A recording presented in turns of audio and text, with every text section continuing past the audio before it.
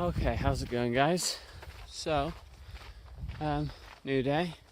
Yesterday we did actually manage to do more than the 13-ish we wanted to do. We ended up doing about 18, or I did. Just because I got to the campsite at 13 and it was only like 5:30. I felt good, and like I wasn't a big fan of the spot, so I was like, yeah, I'm just gonna keep going. So I ended up getting into camp at around like 7:45, and then setting up and going to bed. Late rise again, 10 a.m. That's when I actually got out my tent. Probably didn't start walking until 10:30. But yeah, I've been walking for a bit now, probably about half an hour, 45 minutes, and I've come to the closure. So I don't think I've mentioned it yet, but there is a closure up ahead, about a 4-mile closure, and the reroute's about 5 miles. Basically, it's just because of an endangered toad. They don't want people walking through it, so we're gonna have to go around that now. And then the next water source is on the other side, so I guess I'll just keep going, and we're gonna hit 400 today. I'll do a vlog then. Okay, people, so we should be just about at 400 miles. Should be any second now that we can see the 400 mile markers, assuming people have made them. But we've had them every 100 miles up until now, so there should be one. Yeah, it's a pretty big achievement. Pretty happy. But yeah, it's should be just around here somewhere. So, 400 miles in about 3.5 weeks. Not bad. I know I could have probably gone faster. I took a lot of rest days and stuff, but that to me is still pretty good. I think it's just behind schedule for the whole trip. I think that works out at something like 16 miles a day, including the days that I didn't do anything, obviously. And that averages it out at 16. Now I need to be doing 17.2 to manage my finish date.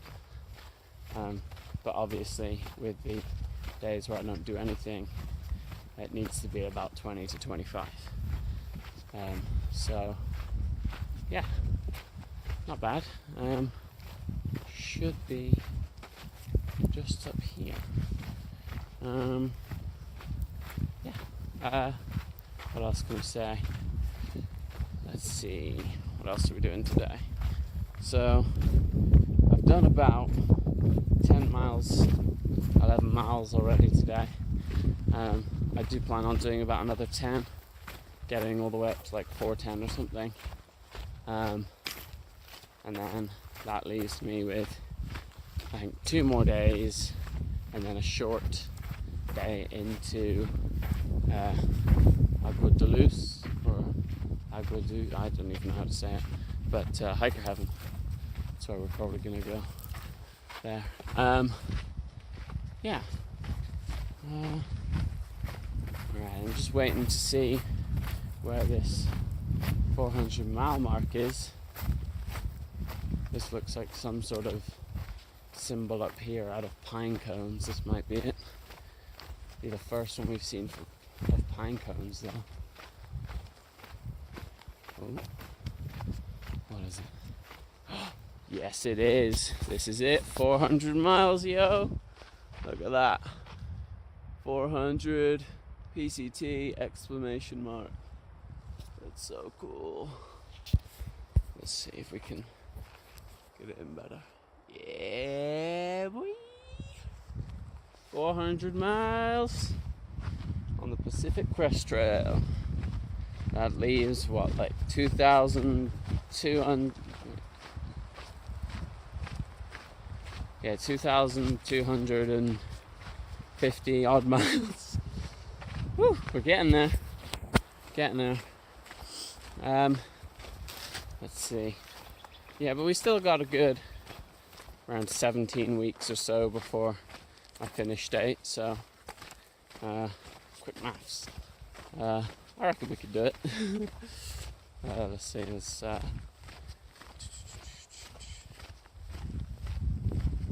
yeah, I mean, yeah, we are a little bit behind schedule, but I should be doing higher mileage days and less rest days as we go on. So, still doable, we can still achieve it. It all depends though on how the Sierras are. I've heard originally, before I came out, it was a low snow year. It was only 60% of the average snow they get, which would have made them so easy we could have powered through it. Oh, here's another 400. This one's made of stones.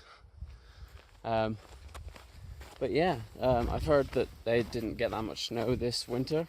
But then when I got out on the trail, I heard that they had like a lot of snowfall in March and a bit in April, so that's brought it back up again. So don't know what the actual percentage of snow is that they got. But again, I'm not even too sure on how the snow melt works. So my basic understanding of it is if you get there too early, there's too much snow. If you get there too late, there's a lot of snow melt and the streams and rivers become very dangerous to cross. So there's like a sweet spot you got to hit, or you not got to hit it. I mean, if you want to try and risk the dangerous rivers, you can go for it, but I wouldn't suggest that. But yeah, it should be okay. We should get there in a reasonable amount of time. There's a lot of people that are aiming to get there around the same sort of time as me. Stop in Kennedy Meadows for a day, grab any extra stuff we need, micro spikes and stuff, and possible ice axes. Again, I'll have to see what the snow is like before I invest in an ice axe, because I picked one out and I was going to get it, and then I heard the snow wasn't that bad, so I thought my trekking poles would do. But again, if it snowed more, I might have to go for the ice axe.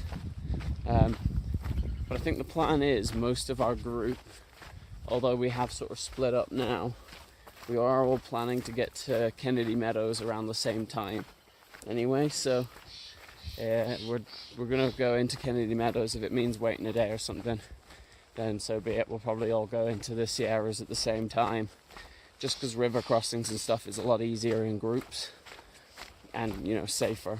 When you get swept away, you can have someone downriver to catch them. Or just, overall planning and stuff is easier for it.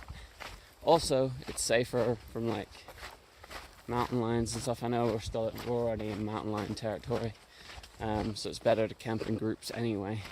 But mountain lions don't normally bother people anyway.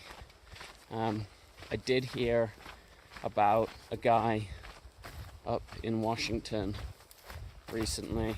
I think he was section hiking part of the PCT up there or something, and a mountain lion did actually end up killing him. I think he was hiking with a friend, and the friend sort of knew what to do. He sort of made himself look big, made loud noises to try and scare it off. But the guy who died sort of ran while his friend was trying to scare off this mountain lion. But obviously running from a mountain lion is not a good idea. I think it chased him down or something, and I don't really know what happened. Obviously, if you're interested, you could probably look that up. But yeah, there's been a couple deaths already on the PCT, but it's not really because of the trail being dangerous. I think it's just silly mistakes or being at the wrong place at the wrong time. I think a couple of people died on Mount Whitney. I don't know if they were PCT hikers or if they were just day hikers. I think they slipped off and fell or something. But again, this is why it's always better to go in a group, because things like this is just less likely to happen when you're in a group. I don't think, from what I've heard, snakes have been a problem this year. I don't know about river crossings either, although I think river crossings, aside from roads and stuff, river crossings were the highest fatality rate last year. So that's why it is important to stay in a group when you're doing rivers. And Arrow has been trained in, river crossings and stuff, and she teaches people it and stuff. So she gave us a quick course back in Idlewild of basic river crossing strategies, solo and in a group. So sort of know how we're supposed to do it. And she'll probably be with us there anyway, so let her take lead maybe. But yeah, so we've hit 400 miles and going about another 10 today. Hopefully we can catch up with the group, and then on our way to hiker heaven. Peace out. That's not a peace, what? Peace.